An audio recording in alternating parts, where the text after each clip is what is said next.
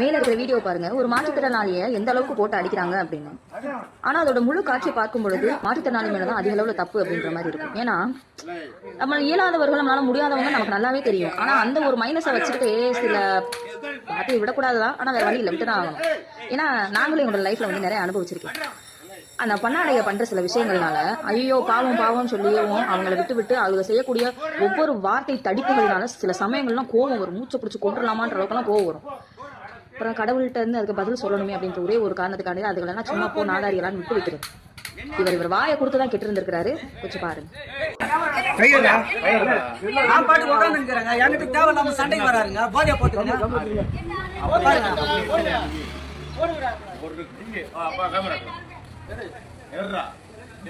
தப்பாலாம் பேசாத. நான் பாட்டு உட்காந்துருக்கிறேன், கேமரா எடுக்கிறாங்க.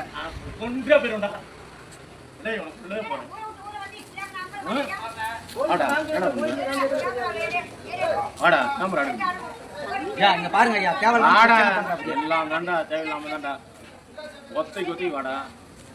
அவளுக்கு பயம் இருக்குல்ல, அப்ப ஏன் தொடர்ற? நான் என்ன சண்டைக்கு வரேன் அப்படியே வர்ற? நீ ஏன் சண்டைக்கு வர என்கிட்ட? பயம் இருக்கிற கூலி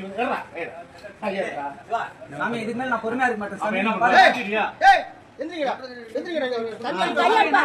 வா கேமரா செக் பண்ணு, வா கேமரா செக் பண்ணு.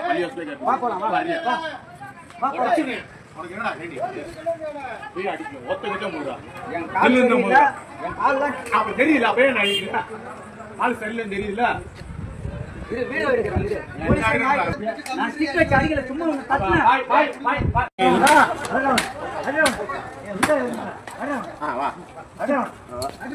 இரு, எவ்வளவு பொறுமையா இருக்குது. இரு.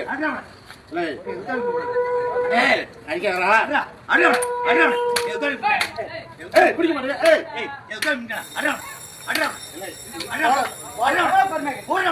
போடா போடா. ஏய் போடா. போடா. எவ்வளவு பொறுமையா இருக்குது. போடா. போடா போடா. போடா அட கேளு அப்ப. நான் போடுறேன் பாருப்பா. எவ்வளவு பொறுமையா இருக்குது. என்ன நான் போடுறேன் பாரு. ஏய் ஏய் என்ன எவ்வளவு பொறுமையா போடா. போடா.